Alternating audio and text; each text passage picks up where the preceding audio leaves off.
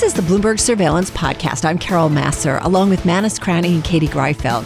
Join us each day for insight from the best in economics, geopolitics, finance, and investment. Subscribe to Bloomberg Surveillance on demand at Apple, Spotify, and anywhere you get your podcasts. And always on Bloomberg.com, the Bloomberg Terminal, and of course on the Bloomberg Business app. Kristina Hooper is the Chief Market Strategist at Invesco. Kristina, good morning. Let's kick it off with tech. Will the Magnificent Seven be something that you've just got to absolutely own, whether it's reluctantly or not, and then broaden your church to perform well in 2024? Good morning. Good morning. Great to be on. So I think that the key to 2024 is to be well diversified. We certainly saw strong performance from the Magnificent Seven, from areas of technology in 23. But I think the story for 2024 is about, at least in the first half of the year, expectations of a reacceleration in the back half of the year. And that suggests to me that we're likely to see smaller caps perform better. We're likely to see cyclicals perform better. So we certainly want to have exposure to technology. That's part of being well diversified. And I think there are arguments for why tech will actually be one of the better performing sectors. But I think it's really important to have that exposure to smaller caps and cyclicals because those really should benefit from a discounting of a recovery in the back half of the year. Kristina, I always wonder, when you guys look back or you look back at 2023, is there something that you had missed that you wish you had seen earlier in terms of trends, and that is kind of shaping how you're thinking about the investment environment in 2024? Well, that was a much easier question to answer if we were starting out 23, because 2022, I think, surprised many in terms of just how quickly the Fed hiked rates and just the damage to major asset classes. Looking back at 23, I think that was an environment in which we expected to see something of a bumpy landing.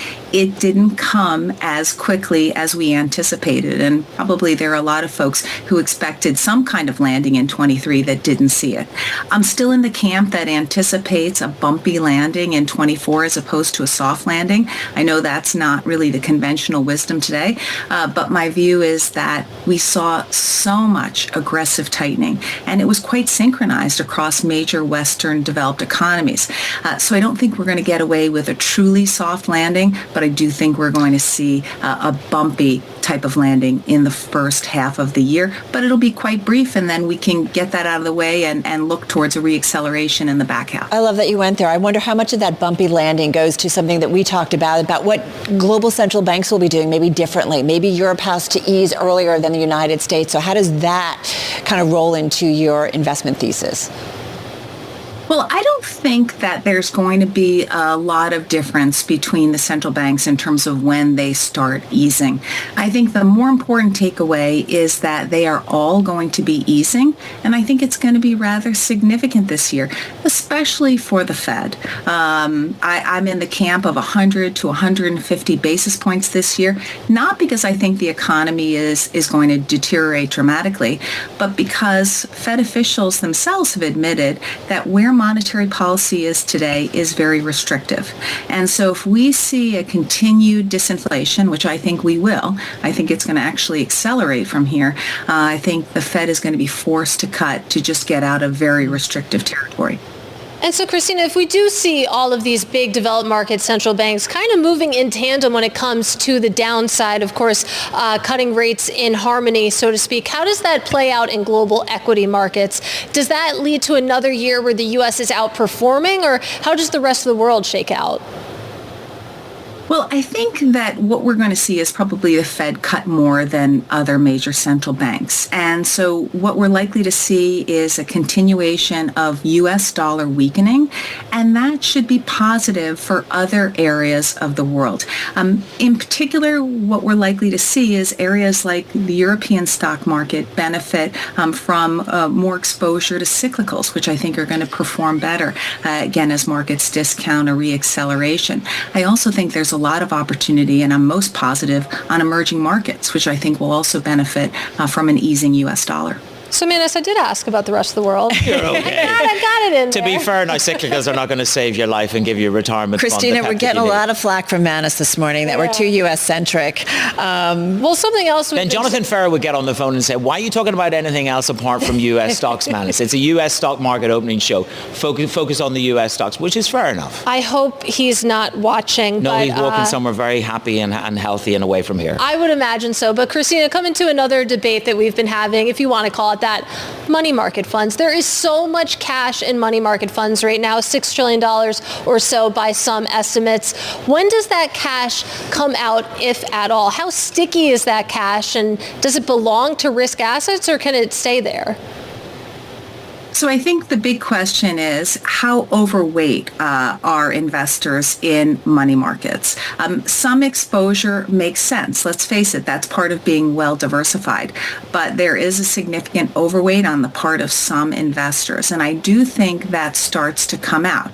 It's interesting because it could very well be something of a perfect storm this year, where we see rates start to go down. So money market looks less attractive as a broadening of the stock market looks more attractive. I also think an important destination for some of that excess money market assets is likely to be longer duration fixed income. In particular, I'm excited about investment grade bonds, but I also see opportunities. In the U.S.? Yes, in the U.S., to a lesser extent in Europe, but definitely in the U.S. And I'm also very excited about emerging market debt. Well, let's just talk about the emerging market, because that's twice that you've mentioned it. If I look at the flow into ETFs in emerging markets, you're looking at $26.5 billion going into equity ETFs. Now, of course, Goldman Sachs have been their mea culpa moment. They said you want to strip out China from emerging markets. So do you strip out China from the emerging market call that you've just made, and do you want to be longer of equity than you are of debt within the EM trade? No, I don't think you strip out China, although it probably makes sense because it's such a major economy and such a major investment destination to have it as a separate allocation. But when I'm talking about emerging markets, I'm including China in there. I think there's potential there, especially if we see a continued rollout of targeted policies that are stimulative, that address, for example, the property sector. But there's a lot of opportunity outside China as well, especially in Asia EM, that should benefit from an improving Chinese economy, but also have a lot of things in their favor. I mean, if we think about some of the Asia EM countries, demographic trends are really attractive, growing middle class. I mean, right. It's an interesting time, and also valuations look quite attractive. Hey, Kristina, I feel like we'd be remiss. Just 45 seconds. We're watching geopolitics. I'm thinking about politics in the U.S. later this year, the presidential election. Just very quickly, 30 seconds. How are you thinking about that? Well, I think most investors have a long time horizon, and so they shouldn't let what's going on, the headlines, which can sometimes be concerning and disturbing, to take them away from a long-term investment plan that's well diversified. Yes, we're likely to see gyrations that are more short-term in nature, but for most with long time horizons, it's really all about being well diversified and putting on political blinders. Okay, we got the blinders on, Kristina. We are agnostic. Kristina Hooper there at Invesco with her calls on the equity markets.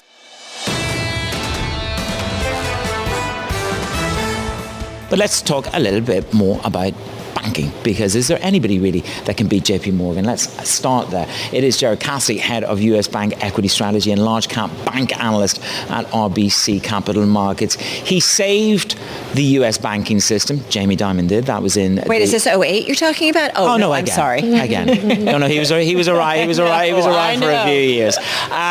Of course, we're talking about Jamie Dimon, JP Morgan, First Republic, Gerard Cassidy, good morning to you. Is there anybody can catch up to JP Morgan? Are they invincible? Everybody has a little bit of a risk with them. Talk me through your JP Morgan call. Good morning. Good morning, Manus. This year has been a great year for the JP Morgan shareholders and stock price led by Jamie Dimon. As you pointed out, the company is going to put up some very, very strong net income numbers this year. And it's really been a flight to safety for many investors. Earlier in the year, we remembered what happened in March with the Silicon Valley signature failures, then of course in May with the First Republic failure. And many long-only investors were quite shaken by those events. And as a result, they went into safety, and safety was JP Morgan. That has started to change, however, Manus. We've noticed it in the last 4 to 5 weeks. Risk on is now taking precedence over risk off. JP Morgan is still doing well, but now you're starting to see some of the other banks that people were more nervous about. A Bank of America, for example, with their unrealized bond losses in their held to maturity portfolio. That doesn't seem to be as much of an issue today. The stock has recovered nicely since the lows in October. Gerard, that's exactly where I wanted to go, because you shared with us a lineup of lists, or rather of names of banks that you would want to invest in, I guess, or own. You suggest investors should own. JP Morgan isn't on that list. What we suggest is for 2024, we really want to go risk on. And if there is an investor that is still concerned about the outlook for the U.S. economy or concerns about maybe the banking system, then certainly owning a JP Morgan is the way to go. But we don't see that. We see in 2024, the economy doing a soft landing, if you will. We see the Fed being finished with raising short-term interest rates. And if we're right on that call, this is shaping up possibly to be very similar to 1995, which when you compare it to 1994, it was an awful year for banks. Everybody was worried about what was going on. The Fed raised rates from 3 to 6% from February of 94 to February of 95, and the hard landing never came in 95, and the stocks were up 55%. So soft landing, terminal rate being reached is very positive for risk-on banks in 2024. Let me throw some numbers out for our radio and TV audiences. KBW Bank Index off 4.5% year-to-date, up 34% since October 27th. Then let's look at the regionals, obviously front and center this year. The KRE, it's off 6% year-to-date, but up almost 40% since October 25th. So it's been interesting to see the momentum here, like we've seen in so many different sectors, but especially in the financial sector. Of this list of names, so Bank of America's on it, Huntington Bank shares, Fifth Third, M&T Bank, Western Alliance. Is there a common theme? I mean, you've been talking about it a little bit. Common theme among these names that you think investors might want to suggest adding one of these to their portfolios? One of the common themes is that the stocks are not terribly expensive. When you look at the valuations of the banks today and you compare them to historical levels, we're still not at or above historical valuation levels. And second, the other thing that we have to remember is that when you take a look at the book value and tangible book value per share numbers for all the banks, well, that includes the unrealized bond losses that they have in their available for sale portfolios. And as you know, with the bond yield falling from, close to 5% or at 5% in October to under 4%, those losses are going to drop, meaning book values and tangible book value growth is going to be faster, making the stocks even more attractive on a price to book or price to tangible book level when you adjust for these unrealized losses. Well, Gerard, let's go from valuations to fundamentals, because when we think about sort of the business of banks, it feels like trading has been pretty good, but the deal-making side of things has obviously been pretty depressed this year and last year. Do you expect that dynamic to flip in 2024, or at least for deal-making to maybe see a little bit of a revival? When you look at deal making within the banking system, you're right, it's been very depressed, and the main culprit has been interest rates, because when you think about a buyer of a bank, another bank, they have to mark the book to market. So when you market to market, if you have a 3% or a 4% asset in a 7% or 6% yield market, you have to reduce the value of that asset. That has prevented deals from happening because the marks are too large. So if rates start to continue to fall in 24, plus as those assets pay off, the marks will diminish. And in 2025, we think we're going to really see a lot of activity. activity. We're not very bullish on the big activity in 24. The other thing we have to keep in mind, we have regulatory changes coming under Basel III Endgame. So many of the banks want to wait until see the final proposals before they move. So the regulatory outlook is also uncertain, which is weighing on M&A activity within the banking industry. And I'm sure we'll hear from the Don himself on regulation and Basel III. I'm talking about all, not just Jamie Dimon, but all the bank CEOs. But that's got a consequence, hasn't it, for the dividend and the payout scenario for US banks going into next year. So lay out that map for 2024 in terms of buybacks and dividends. Is it buyback dividend delayed but not denied? Good question, Manus. I would say not on the dividends. Dividends are not going to be delayed in terms of increases. The banks have been increasing the dividends, maybe not as much as they've done in recent years, and we expect that to continue. But you did put your finger on the delay on the buybacks. There have been delays in buybacks because banks really want to see what the new capital requirements will be, and until they really get their arms around it, they're going to be a little more cautious. We should have some final proposals, I think, floated by the summertime. So I think the buybacks could potentially kick in very strong in the second half of the year and certainly in 2025 because the banks all have sufficient capital to exceed the new guidelines. They just need to know what those are going to be. Okay, Gerard, thank you very much. Interesting that JPM isn't on your hot ticket list for the start of 2024.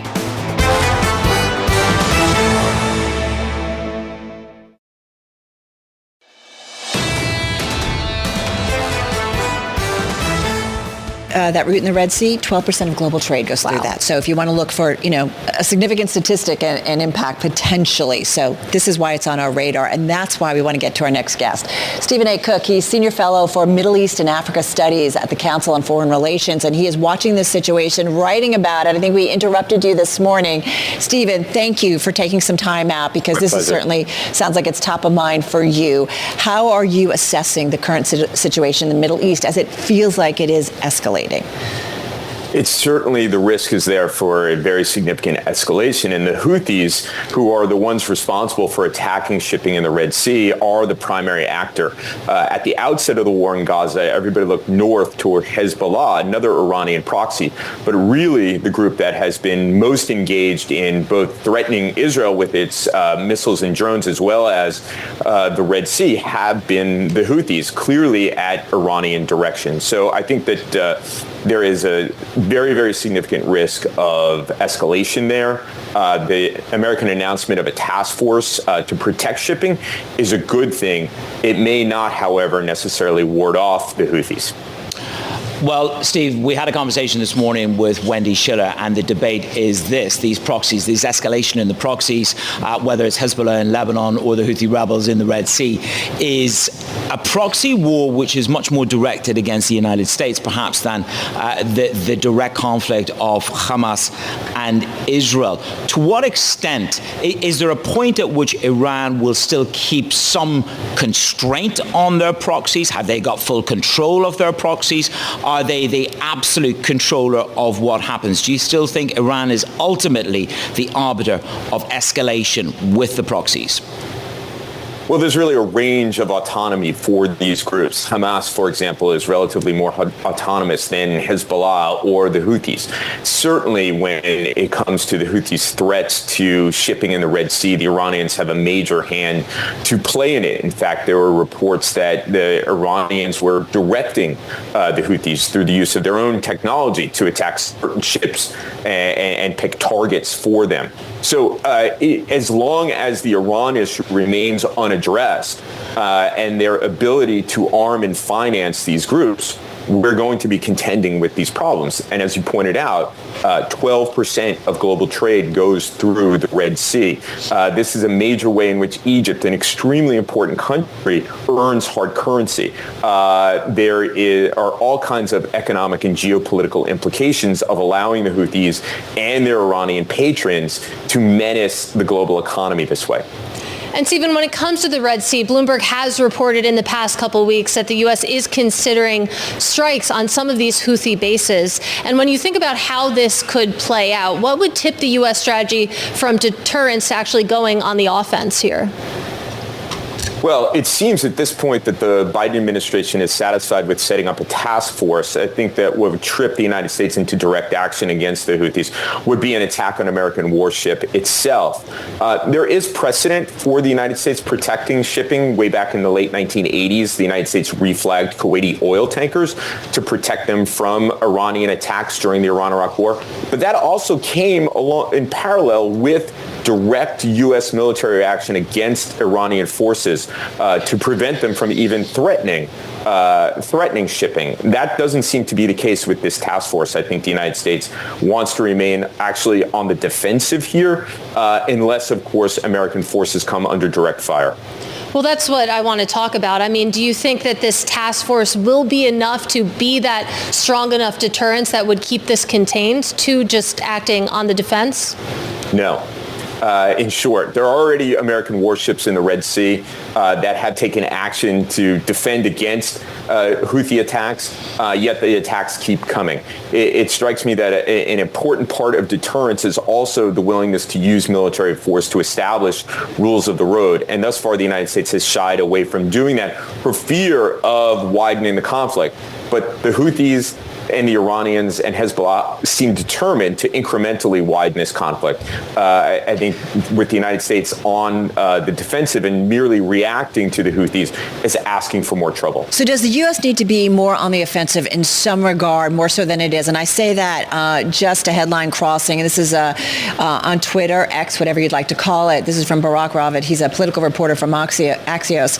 And he says Secretary of State Tony Blinken expected to travel to the Middle East late next week to talk about the Gaza war. 5 U.S., Israeli, and Arab officials were telling him this. Blinken planning to visit Israel, the West Bank, Jordan, the UAE, Saudi Arabia, and Qatar. That's a pretty big trip. And that sounds like they've got some plans or hopes for some plans to maybe to maybe move this forward in some regard. How do you read that? And what does the U.S.'s role need to be, maybe in a more aggressive fashion or more not so defensive, but much more on the offensive?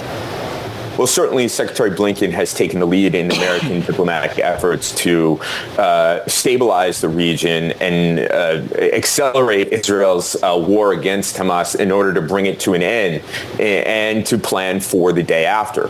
When it comes to the Red Sea, this is really something for the Department of Defense, and it strikes me that the United States does need to take more action against the Houthis. Otherwise, once again, shipping in the Red Sea will come under threat, and we'll be living with this situation and the consequences of it for some time. Hey, Stephen, before we go, 20 seconds, what's your headline going to be on your story? What should it be, you think? I don't write the headlines, but it should be precisely what I just said. The United States needs to go on the offensive. All right, going to leave it there. Hey, thank you so much. I know a busy morning for you, and so appreciate you stepping out to give us a few minutes there. Stephen A. Cook, he is, of course, of the Council on Foreign Relations, joining us here on Surveillance.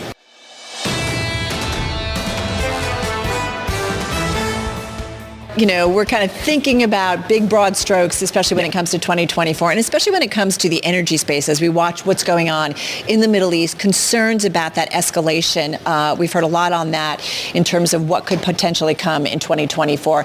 Nadia Martin Wiggen is director of Svelland Capital and joining us to talk a little bit about the trade in energy and more this morning.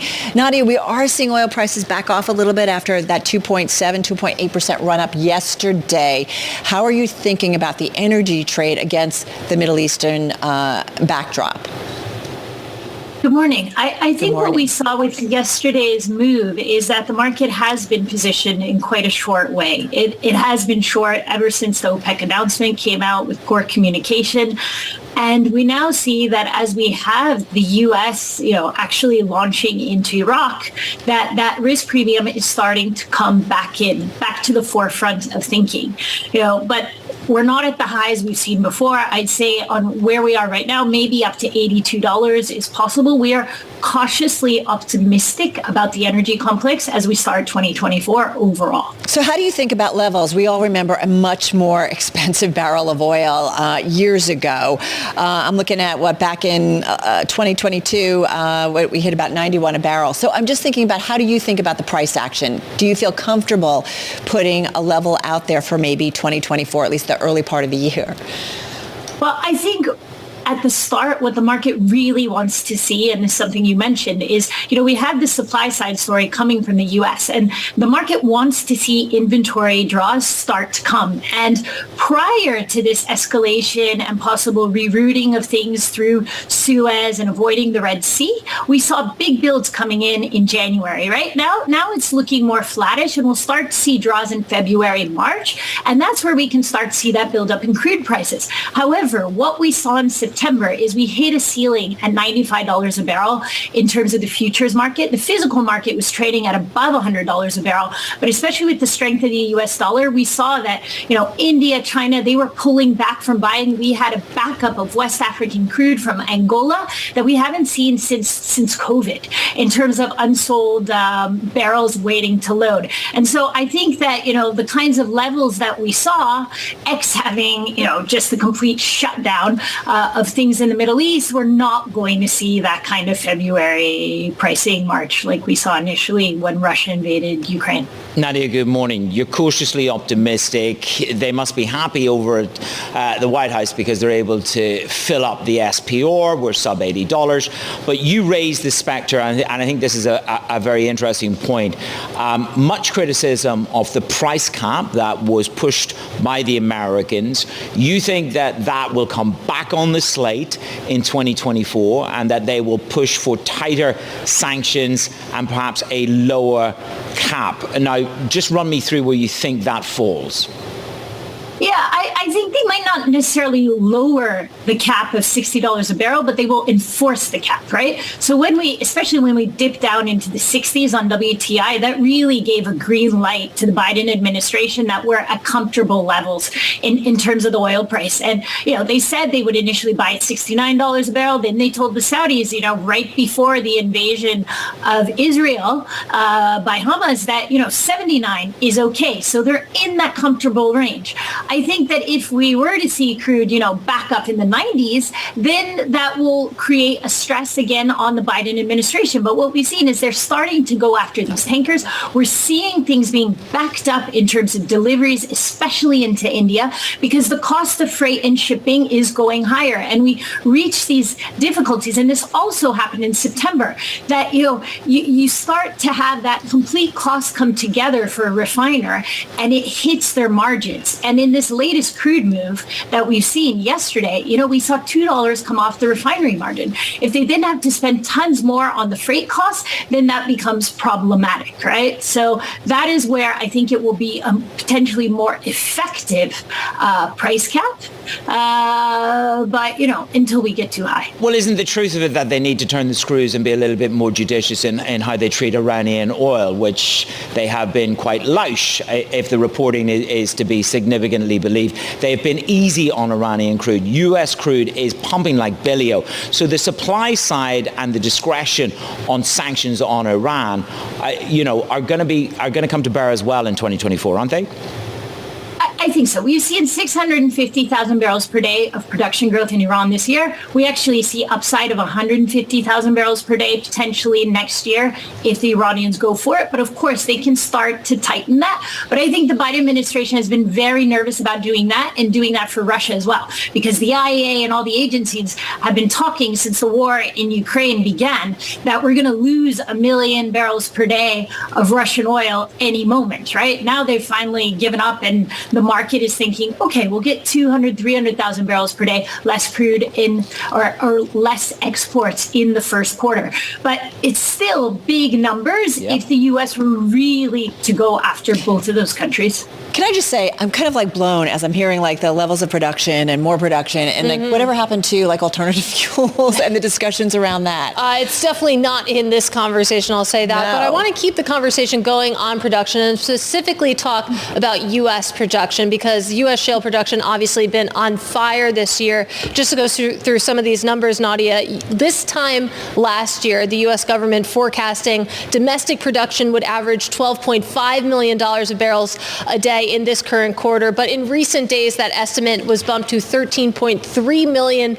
That difference is the equivalent of adding a new Venezuela to global supplies. You think about this fantastic growth that we've seen in U.S. shale. Do you think that momentum will continue?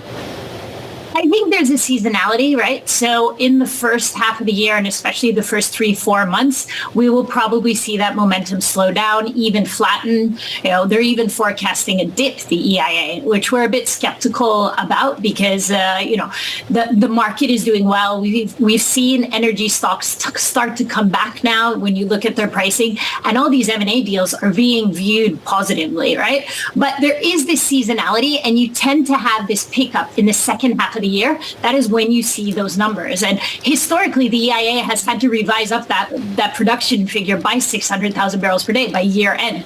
So when we look towards next year, the forecasts are for around 400,000 barrels per day production growth. And typically, that's a very low number. You either see it decline in production or you see it increase, more like 600, 800, 1.1 million barrels per day. So I think we'll see this slowing in the first part of the year, which will give strength, I think, and support to the market.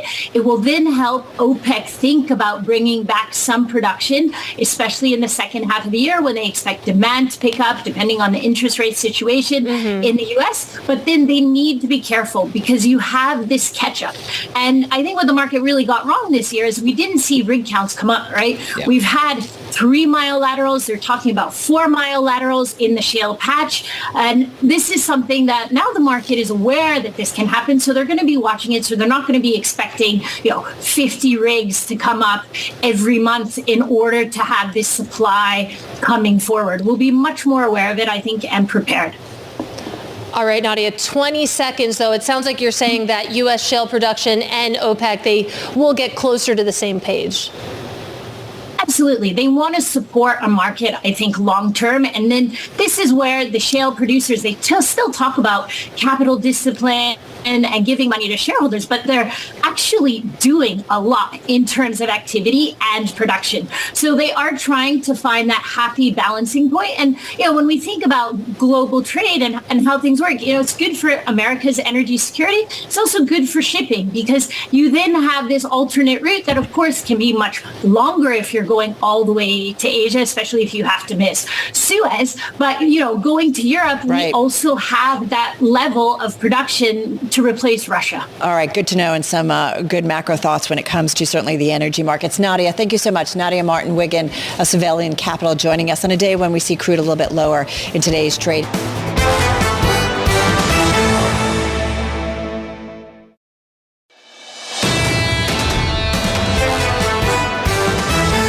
Let's get to it with Sel Hardy, research analyst over at CFRA. Sel, good to have you here. Healthcare, talk about it. We gave you some of the big macro backdrop, but it does feel like there's some stuff going on.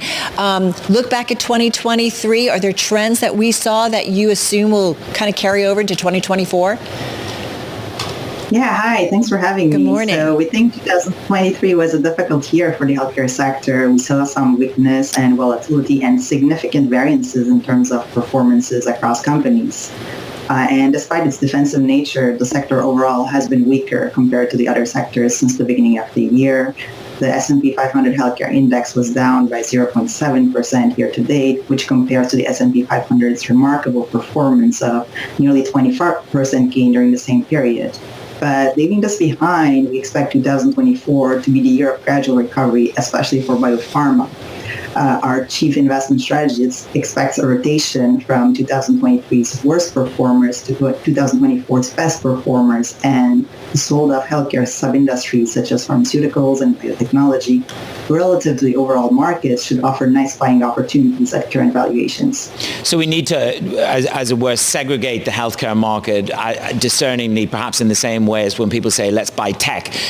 You need to be a little bit more discerning. Just take us a little bit further into that narrative about how we segregate out the winners and the losers. We spend a lot of time talking about weight loss drugs and where they go. Those are the big blockbusters. Eli Lilly up 56% on the year. You got Novo Nordisk up 47% year to date. So if you take me beyond borders and a little bit deeper, where can I achieve a similar return in perhaps a more diversified field?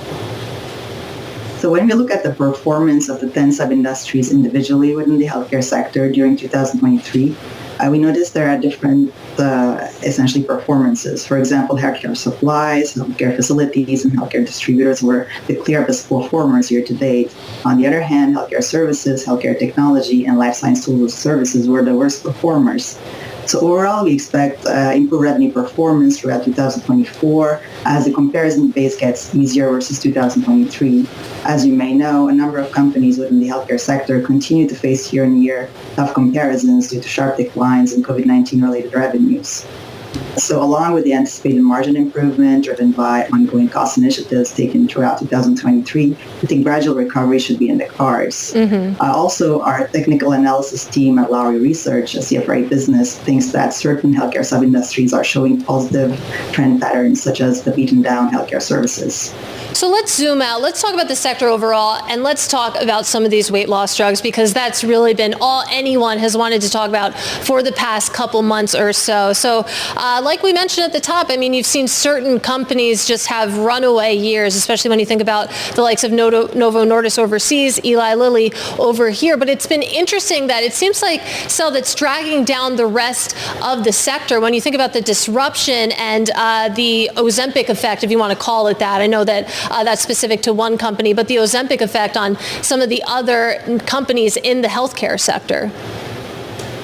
So we think that essentially Eli Lilly will continue to become a more valuable company during 2024. We'll continue to ride the hype around the GLP-1 interest. So essentially, we are still very bullish on Eli Lilly, which generates more than half of its revenue from its diabetes drug portfolio. But it's also very well diversified in other therapy areas such as cardiovascular, immunology, neuroscience, and oncology. We think oncology is still a very big area and it will remain the largest therapy area in biopharma, generating strong sales during 2024. Within our coverage, we think Merck and Eli Lilly are the best positioned companies with their key oncology franchises.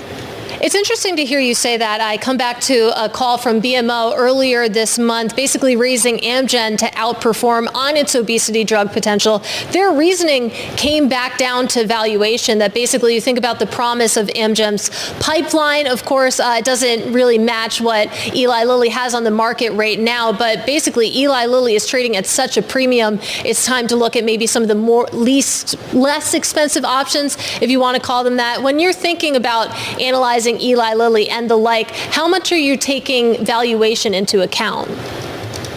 Oh, absolutely. We take valuation seriously, but we think that essentially there's still a good rally potentially for Eli Lilly through 2024 because we see several catalysts. It's not just diabetes portfolio, but we think the company has really solid medium to long-term growth prospects. It has a diversified portfolio of strong brands. It's focused on innovation. We have seen several new product launches. Eli Lilly is also big on recent acquisitions.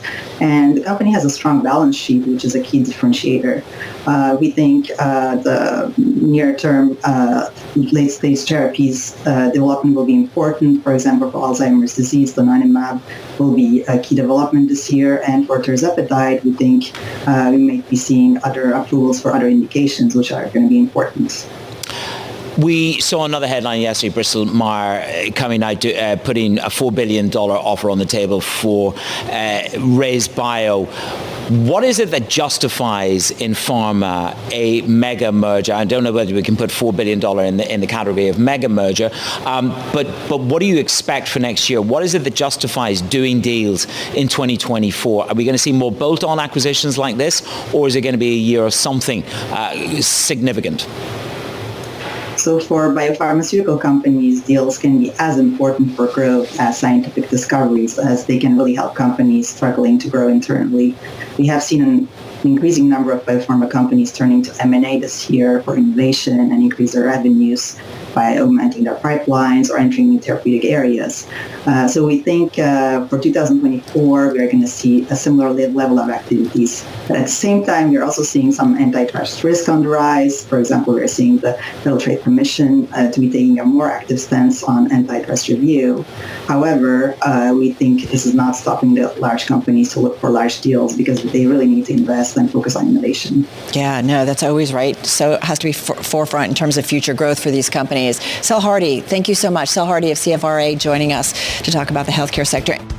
Subscribe to the Bloomberg Surveillance Podcast on Apple, Spotify, and anywhere else you get your podcasts. Listen live every weekday starting at 7 a.m. Eastern on Bloomberg.com, the iHeartRadio app, TuneIn, and the Bloomberg Business app. You can watch us live on Bloomberg Television and always on the Bloomberg Terminal. Thanks so much for listening. I'm Carol Massar, and this is Bloomberg.